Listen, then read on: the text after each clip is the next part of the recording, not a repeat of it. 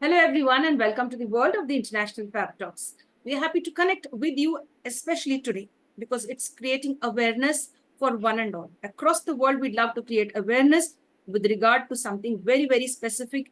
And we should focus on this because many of us take it very lightly. Guess what it is? It is autoimmune disorder. As to what it is and how are people affected, and how you could overcome the challenges, or how you could find support groups where you could be recovering quickly. Join us, friends, to welcome our special celebrity and guest who's going to create a lot of awareness today with regard to autoimmune disorders. Now, what is it? Let's get to know. Let's welcome our celebrity and guest. She's here with us. She is Jayatrali Jhanjaria, joining us all the way from Mumbai, Maharashtra, India. She's a consulting psychotherapist and an autoimmune counselor as well.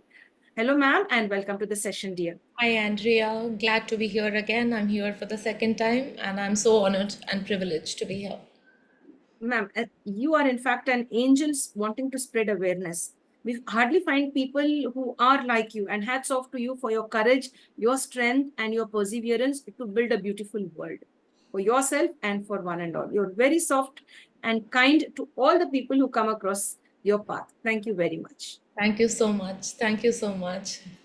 Thank you, dear. As I earlier mentioned, you are an angel and you will continue to be an angel, for the future generation, because you're sharing something today very important. You're creating awareness. And many of the people out there, they are still unaware as to what is this term, these two terms, like autoimmune disorders. What is it? They have no idea. You being a counselor, you being a consulting psychotherapist, if you could take us further into the session and let us know as to what really is these two terms connected with the autoimmune disorder. Yes, dear, over to you. Sure, Andrea. So, autoimmune disorder is actually the umbrella term for all autoimmune disorders that fall under autoimmune disorder. So, we have 80 plus autoimmune disorders, starting with multiple sclerosis, lupus, rheumatic arthritis, certain kind of diabetes. Then there is symptomatic asthma, which can be a part of it. So there are 80 plus autoimmune disorders. So to put it in short, autoimmune disorder is a condition where our hero of the body, which is our immune system, which is the hero of our body, which protects us from all the external viruses and bacteria from entering our body, or giving us fever and cough, which is a way, getting fever and cough is good because it is throwing out the bacteria and the viruses. In autoimmune disorder, what happens, this superhero, the immunity, attacks our own body organs. It mistakenly attacks the body organs within our body, inside our body. It might be attacking the kidney, it leads and skin, which leads to lupus. It attacks the central nervous system, which is one of the most important autoimmune disorders again, which is multiple sclerosis, which I'm bearing. There is Crohn's, when it affects the intestine and it hampers your digestive system. Then Crohn's disease happens. So these are all rheumatic arthritis. Again, there is a very thin line between when you are arthritis, when you have arthritis and when you have rheumatic arthritis. Arthritis, it to an extent is curable. Rheumatic arthritis again is falls under an autoimmune. It is an the internal system. Again, the immunity system is attacking certain parts, the bones, etc., which is causing rheumatic arthritis. So this is by far autoimmune disorder. So it depends and varies from which portion of the body does it attacks. Sometimes it attacks also the vital parts, all the vital parts, the heart, the brain, the kidney, the liver, the lungs, everything. That is also termed as something as one of the other sclerosis in the within the autoimmune disorder. And MS is one of the disorders which falls under the autoimmune umbrella. And now, being the MS week going on, and next month, which is May, is the autoimmune month when we spread a lot of awareness. and that is why I'm wearing the color orange as well. And I think you are coinciding with me. So, yeah. So that is by far what is autoimmune disorder. Yes, dear, that's And absolutely. to add to it, that autoimmune disorder doesn't really have a cause, or it does not have a cure. The cures in certain places it is still happening. A lot of experimentations are going on, but there is no certainty of if there is going to be a cure or not. It is not genetic, it is not contagious, it is not inherent from your birth, or from your or a genetic disorder. It just happens out of the blue, and that is it, boom, it goes. Yes, dear. Thank you, ma'am, for sharing. Thank you. And as you mentioned, orange is the most important color connected with this special awareness that we are creating today. Now, dear ma'am, there is a question. What and how are you going to make people understand? How can we diagnose MS? What are the symptoms that one should be aware of within themselves or the people that they love? What is it that they should observe?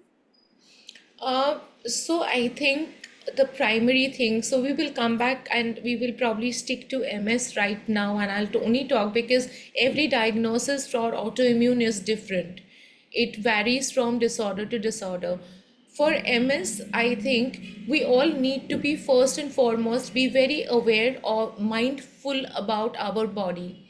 If our body is showing certain symptoms like numbness, excessive fatigue, excessive headaches, which is like almost the nerves paining.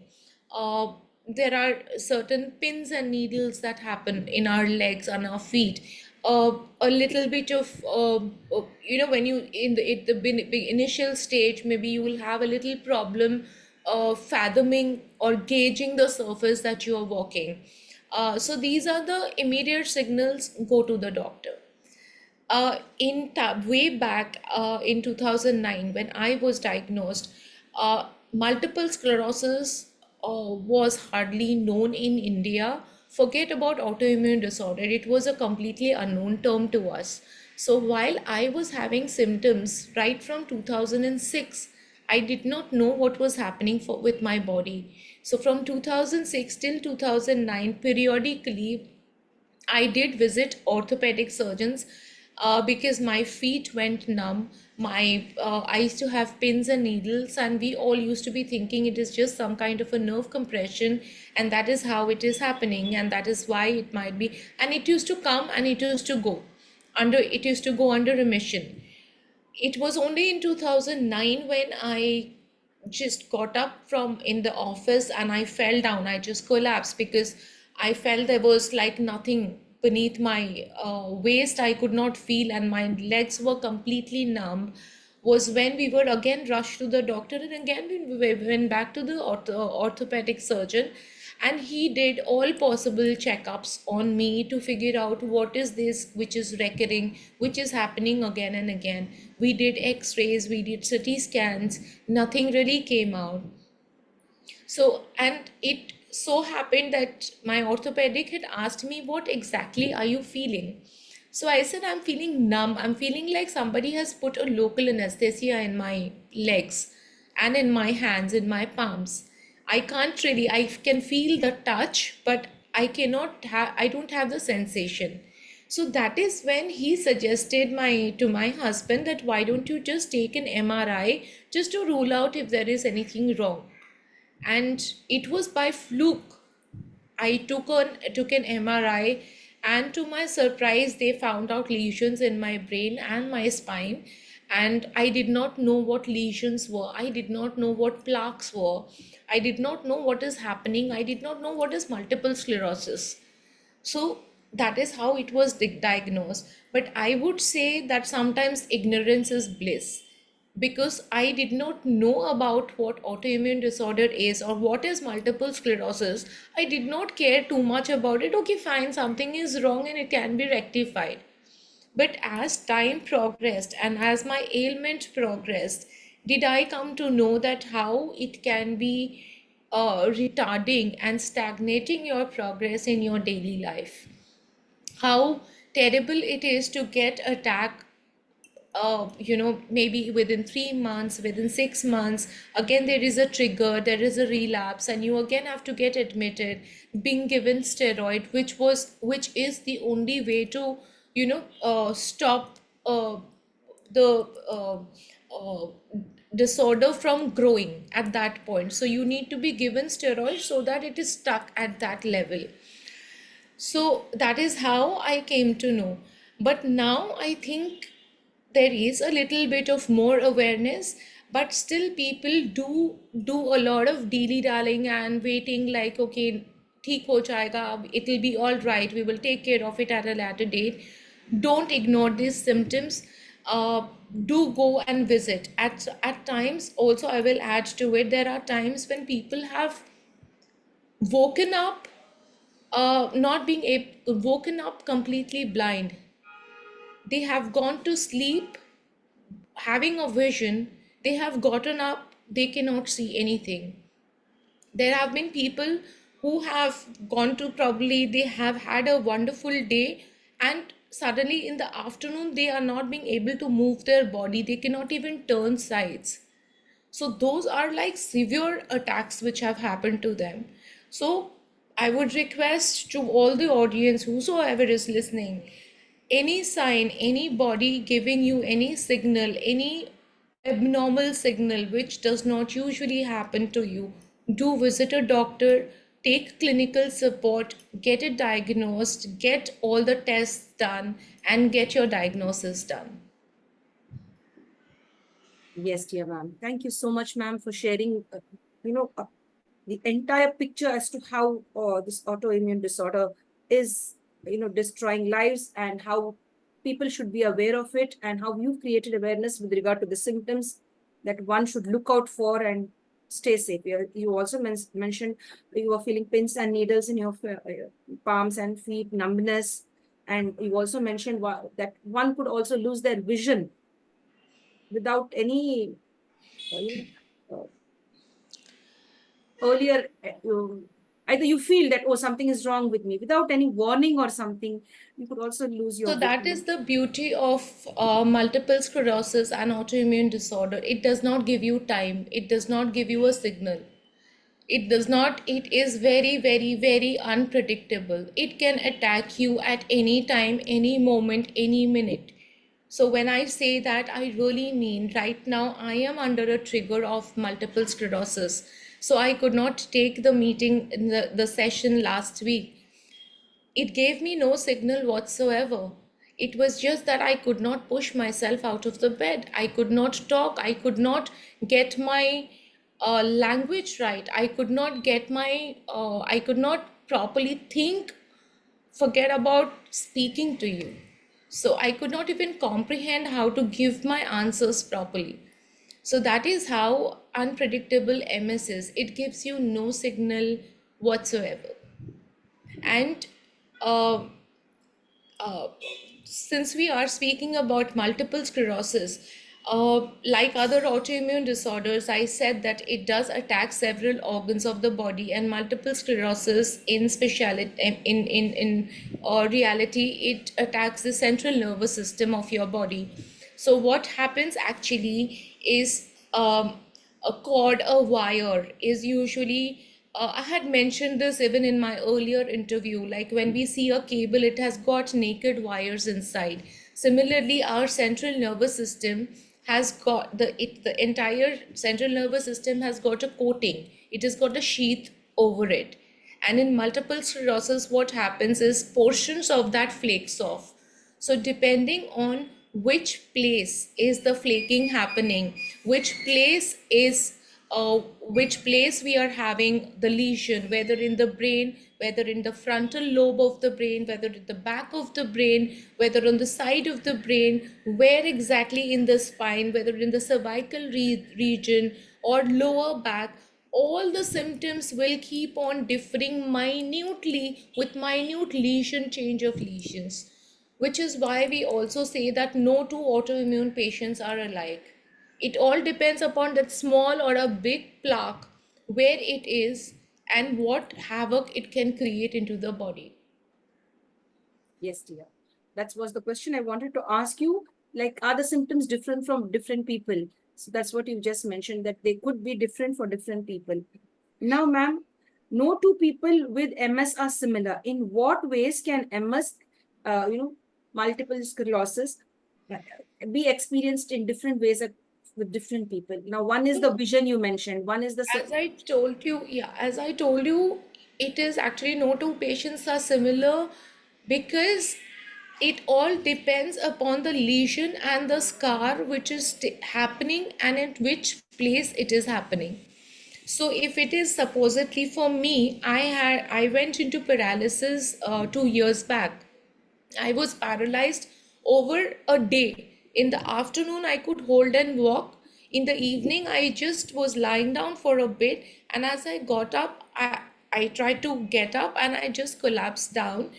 I was completely feeling numb from my waist as if somebody has cut off my legs. So that was something to do with the motor activity of my this thing. So there were plaques which was found in the in the spinal cord. Now when I said that, you have short-term memory loss, we have slurring while speaking, we have trembling in hands while we are writing, we had trembling in general, which is uncontrollable. We cannot stop from shivering, and it is not feeling cold, it is not shivering, it is trembling, the trembling that you cannot stop. So these are all minute differences. There is breathlessness that happens, there is extreme fatigue. Extreme fatigue means what we have generally in COVID, or we are people who are really ill, are in ICU and they cannot get up because of certain antibiotics or medicines going on in their body. We with MS live that 24/7. So when we say we are fatigued, it is not that general fatigue that, okay, fine, I went for a jog and I need to have a glass of water, I'll settle down and it'll get composed. No.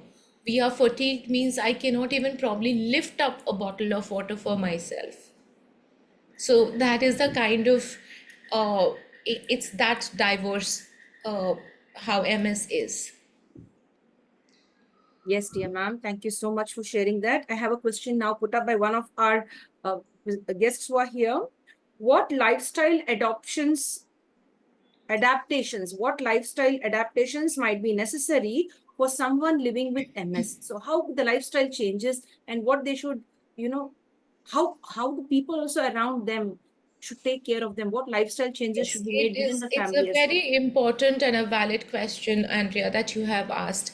So while I repeatedly say that MS is also called as the invisible disorder because most of our problems are not really seen. You can't see the fatigue I'm going through right now. You cannot feel the breathlessness that I have. You cannot feel the anxiety we have. And having said that, multiple sclerosis is a lifestyle disorder. So it changes your life completely because it is unpredictable, because you're not prepared for tomorrow. You're not prepared for an hour after today. So the best thing that we need to do is to be one, mindful. Second, we need to be very composed. We need to give ourselves plenty and plenty of rest. So they say that for an MS patient, probably 48 hours of rest in a day, which is only 24 hours, we need 48 hours of rest. So take as much rest as possible. You need to be hydrated, well hydrated, to for your body to get take all these toxins like steroids and everything that is going on in our body. For the people to understand, you really need to sit people down and tell them, look, we might be looking pleasant at the face of it, we might be looking fine just because we do not have scars and we do not have wounds or we do not have a high degree temperature. But you need to figure out and sit with them that these are the symptoms. Like I will be telling you, I tell, if I say that, before I got paralyzed, if somebody would ask me, let's take a walk and come, I used to say I cannot, I am not, I don't have the energy to take a walk. Now I say that for you all, it is walking a surface. But for me, it is climbing up a hill and coming down. So I cannot walk. I For that 5 minutes is going to take another 5 hours for me to recover from that fatigue. I spoke about numbness. Now, numbness, again, I told you, gave an example of a local anesthesia. So I have come up with, you need to figure out like how exactly are you feeling closest to how you're feeling to explain to the others. And also, this is the truth that a layman will not be able to understand the symptoms that you are going through. They can see you suffering, they can never feel you suffering. They cannot feel the pain that you're going through. They cannot understand the degree and the what is the degree of fatigue you're going through right now. When I say I am not feeling well, what is the parameter of not feeling well? Is it this much? Is it this much? Is it this much? And over a period of time, people take you, okay, she doesn't feel well, she is usually keeping sick. But even in that not keeping well, there are degrees and there are parameters of not feeling well. Someday, I like today, I can sit across and talk to you. There are some days I will not be able to even do that. So it is very difficult to make them understand. But each to its own, they need to figure out what is happening. They should be able to tell not only to their caretakers, the caregivers, but also to the doctors. They have to emphasize on a certain point, okay, this is happening and this has not been happening to me before. Can we check if it is an MS, I'm sorry, MS symptom or not? For example, laughing uncontrollably is a kind of an MS symptom. Now, I also did not know about this, and I came to know about it only 2 weeks back, and it was via MS Trust, who had written an article that there is this symptom when you can't just stop laughing. You just go on laughing, and the person sitting in front of you, or if you're with people, the people will think that you are actually laughing at them, but it has got nothing to do with no one. It is just your mind which is sending you wrong signals to the body that you are laughing, and you cannot control. Your mind is not allowing you to stop laughing. So basically, your brain starts sending, in MS, multiple sclerosis, it keeps on sending wrong signals to your body. So it may not be that uh, I need to sleep, or I want to do a certain thing a certain way. It'll make you do it in a different way because the brain is not working right. So if I say my legs are paining, there is actually my legs are not paining. It is the brain which is telling you your legs are paining. So it is basically the brain and the mind which is manifesting these things and which is giving you wrong signals all through your body. So to understand yourself is first, if you are suffering from autoimmune disorder and especially MS. Secondly, to make your caregivers understand, sit down with them, talk to them, make them understand in the most efficient and with utmost clarity that you feel the symptoms are. In terms of going out, do not force yourself to do anything that you are not up to doing.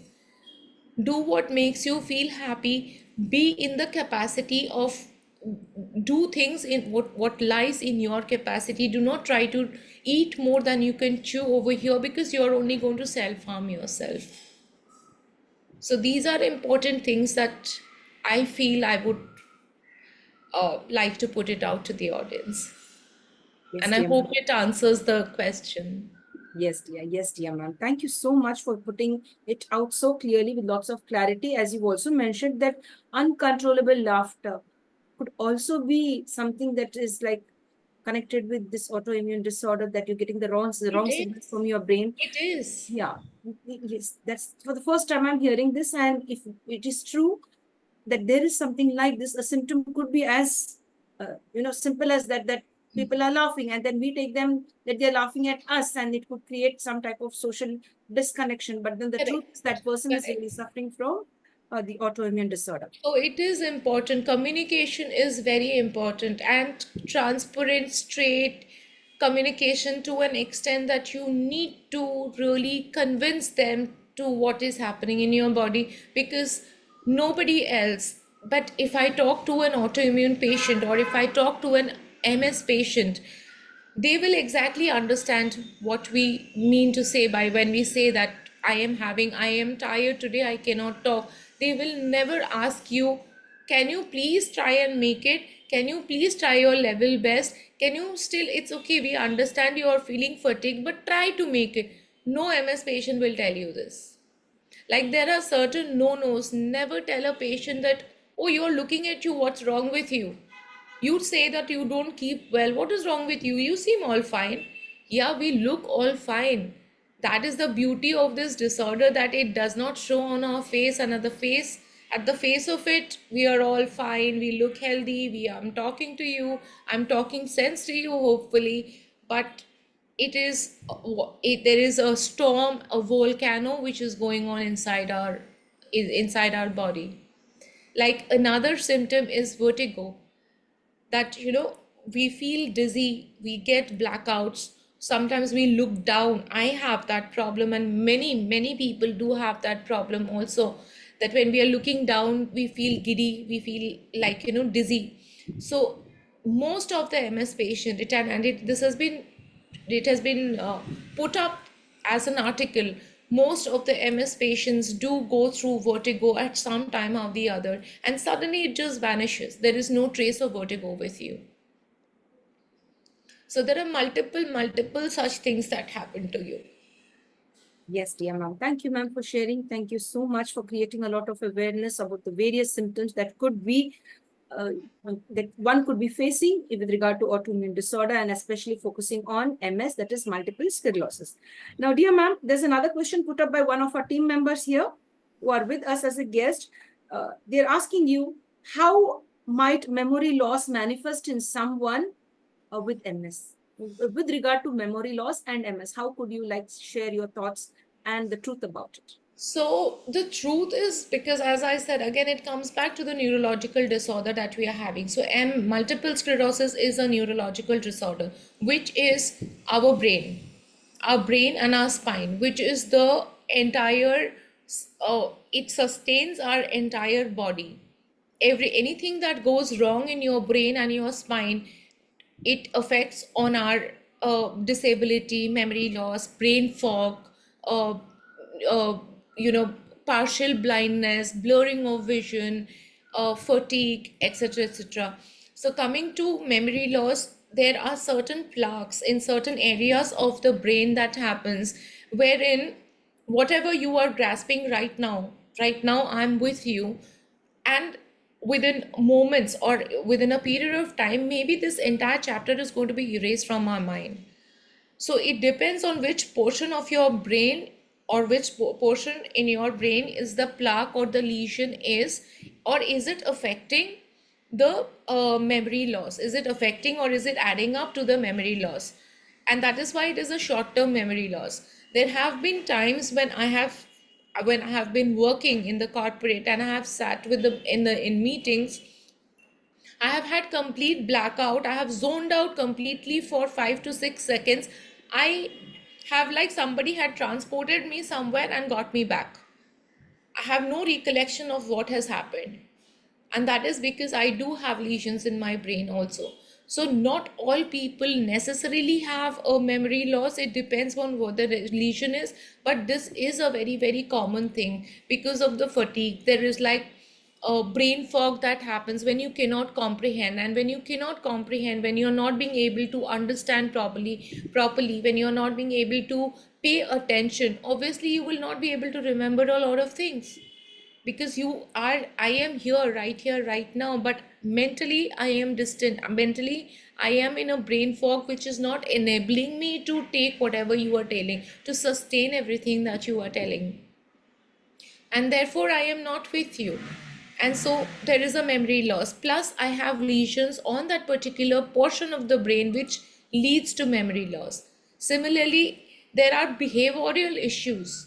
There are people who start behaving in an abnormal way depending upon, again, which part of the brain that lesion has occurred. A, a, a perfectly normal person might be behaving in a very different way, and you feel, I don't know this person. What is wrong with him or what is wrong with her? She never behaved this way. It is nothing that we are doing to ourselves, it is just happening to us, and the beauty is that we cannot control it. For us, we need to take bath maybe once in 2 to 3 4 days. We either take a body bath or we just wash our hair and come. Even a simple task of bathing daily is a huge task for us. It takes us an entire day. The fatigue is so much that if you have taken bath, you probably cannot do anything else. So that is, if there are any particular question to this, I would love to answer, but by far I would like to conclude it. This is why the memory loss happens. Yes. Thank you, ma'am, for sharing. Now, we have another important question being posed by one of the guests. What changes in emotional well-being might occur as a result of multiple sclerosis? So to answer that question, first is I have to come back again and again to the neurology part of it, because it has got to do with your brain and your mind. Emotions are extremes. There are times when you might be feeling extremely sad, extremely devastated, in an extreme mode of crying. At sometimes you might be extremely elated, extremely happy, laughing, and you might just be on top of the world. So in MS, emotions are very, very rapid, very, very extreme. It is never like when we might be crying at the drop of the hat. People become very, very touchy. We become very touchy, and again, we are not uh, calling it upon ourselves, or we are not feigning that. We become touchy. It is the emotion that, even if we see a song, we might just start crying. So the emotions are very, very unpredictable as well. So you don't know, sometimes in a normal conversation also, it something might just touch my chord and I'll just come back. If I see people dancing, I feel that, oh my God, I cannot even stand up and I love to dance. So that will bring tears to my eyes. And the emotions, as I said, it is extreme. It is like inconsolable. And you don't need a consolation. You just need to be heard. You just need somebody to listen to you, somebody to just hear you out what you are feeling.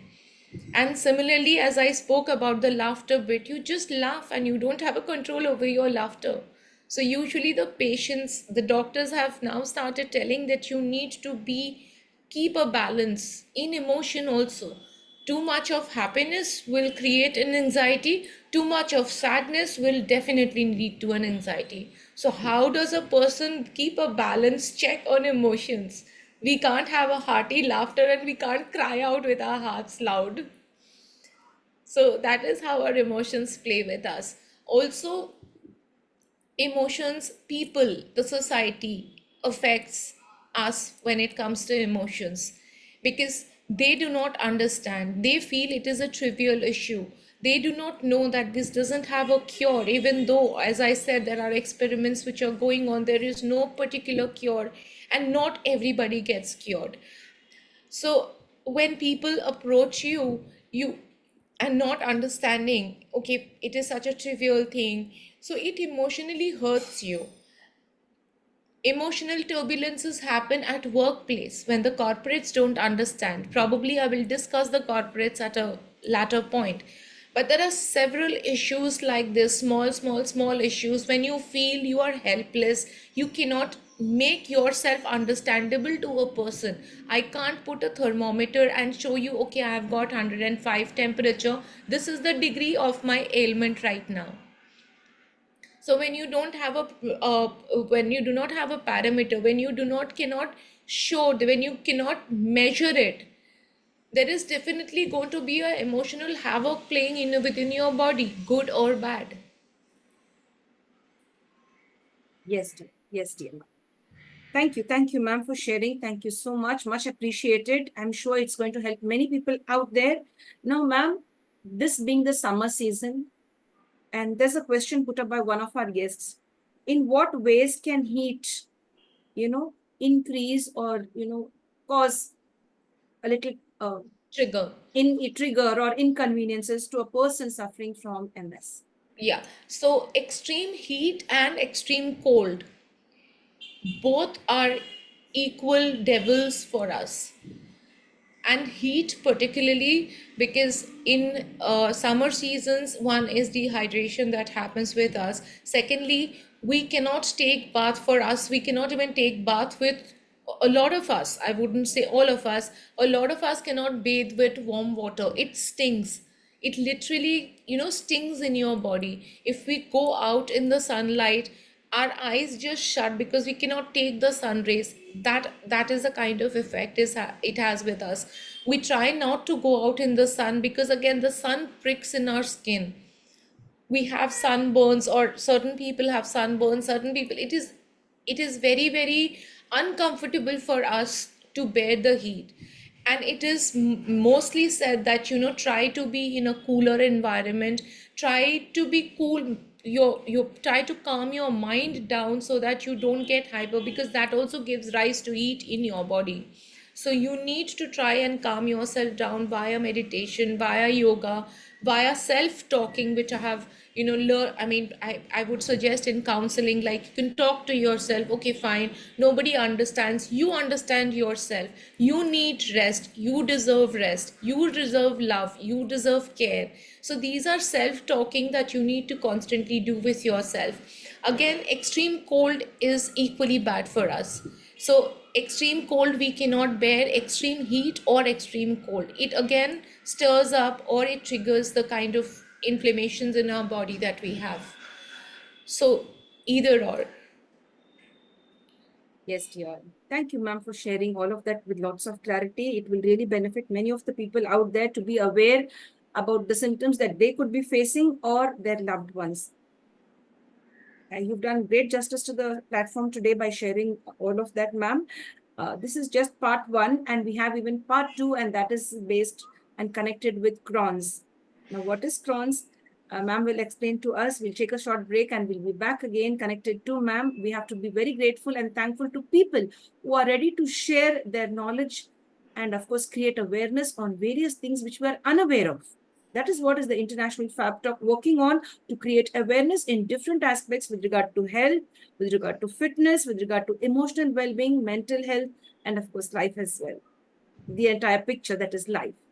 So, dear ma'am, we thank you for today's session and we look forward to many more sessions with you. The next one being Crohn's, as to what is it and how people should be aware of this thing called as the Crohn's disease, or it's called as Sure. a disorder. Because even I am unaware of it, like I would like to gain a lot of knowledge from you. For today, we sign off from this session. Thank you very much, dear. Thank you. Thank you, Andrea. Thank Thank you you. so Thank much. you. And we'll get back. Yes, dear. Dear friends, we've been really educated very well on MS, that is multiple sclerosis, by our special celebrity and guest. She has been sharing all of it just to create awareness. And she would like you to spread this awareness with one and all, to love people and accept them when they are suffering from any of the autoimmune disorder that comes unknown to them. It comes suddenly. She says you will not have an idea or an, little inclination that, yes, this is going to happen to me. You could be paralyzed, you could lose your vision, you could be having uncontrollable laughter, etc. So stay safe and stay blessed, and share this video with the right kind of people. And don't forget to create awareness, because ignorance is bliss, but at the same time, awareness is extra bliss. Stay safe and stay blessed. God bless. If you like what the International Fab Talks is doing, stay connected with us, bond and network with us.